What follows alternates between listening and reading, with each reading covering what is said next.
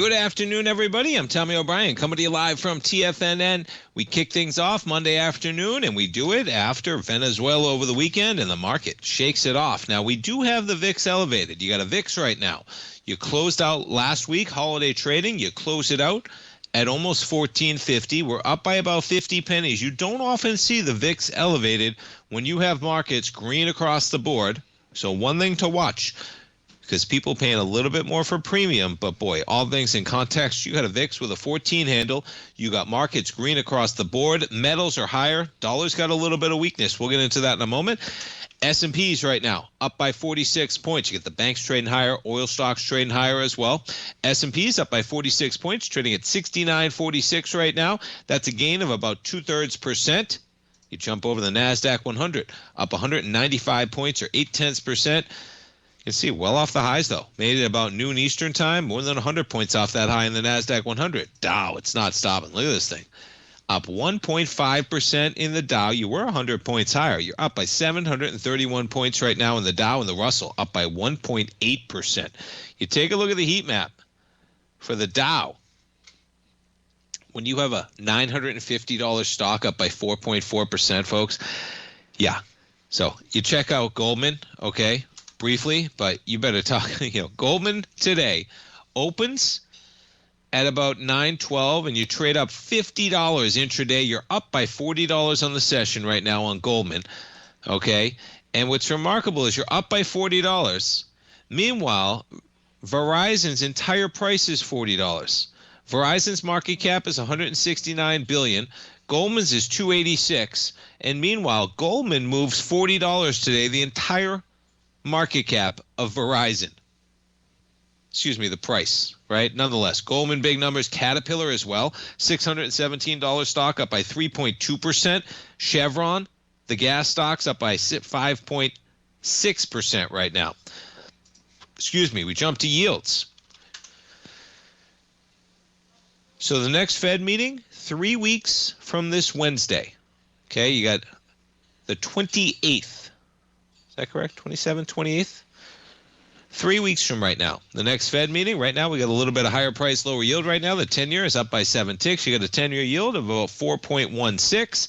And let's jump to the dollar. Now, check out this move.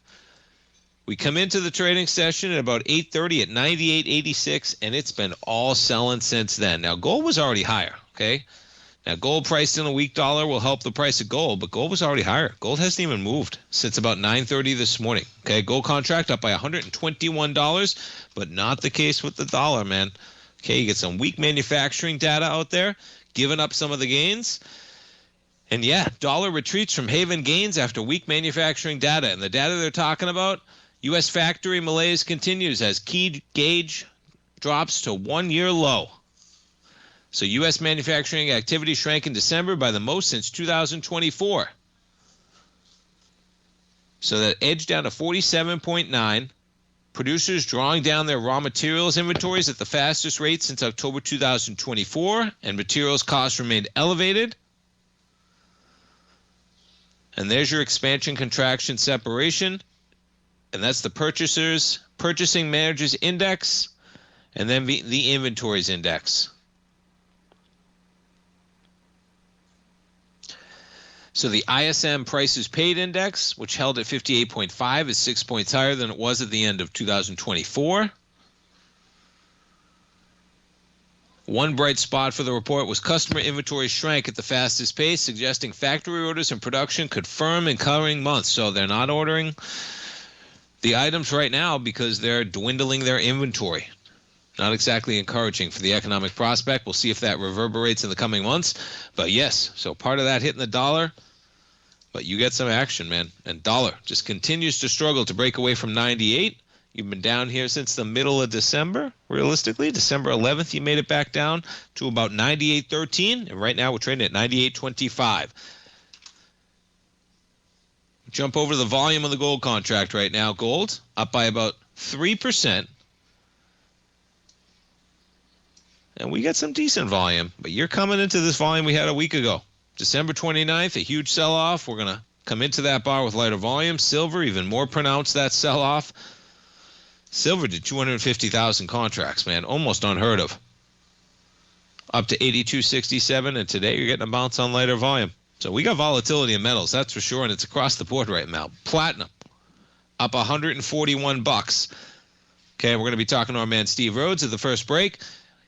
Always talking about how it's doing in different currencies, and yeah, I mean gold, it's moving, but these metals are moving regardless. Look at platinum up by 6.6%, and copper as well. Copper hits records.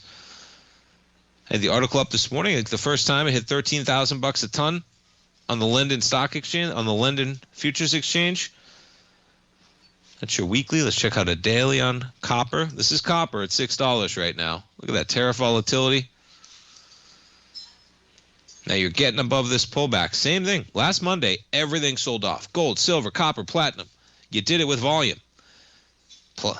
Copper actually above that price area, but you're not going to do it with volume today. You had almost 100,000 contracts, and you're only higher on 53,000. Jump over the XAU, up by 3.8% right now. The HUI, up by 3.8% as well. All right, we jump around to some of the equities. I mentioned Goldman. Look at this run. Goldman up by 4.3% right now. The oil stocks, I mentioned it this morning as well. How about the Friday action, right? You think somebody knew something? Look at that expansion on Friday. You finished almost at the tick high. Look at Friday. Let's just zoom in. It was just a constant grind higher. Even in the final few minutes, volume on the close, whatever you call it. Literally finished at the tick high on Friday. For Chevron, you jump over to ExxonMobil. It was the same thing. Exxon finishes at the tick high on Friday. You accelerate higher in the overnight session. Exxon's up by 2.3. Halliburton, another equity participating, up by almost 10% today for Halliburton. And again, look at the run up on Friday. Just mammoth buying ahead of that news hitting the open markets. All right, we jump around to some of the equities. How about some of the chip stocks? Now, NVIDIA, you talk about a turnaround. This thing hit 193 and change this morning. We just almost hit 186. My goodness. I'm talking about 175 billion in market cap. S&P's up by 49. Stay tuned, folks. We're coming back with Steve Rhodes. We'll be right back.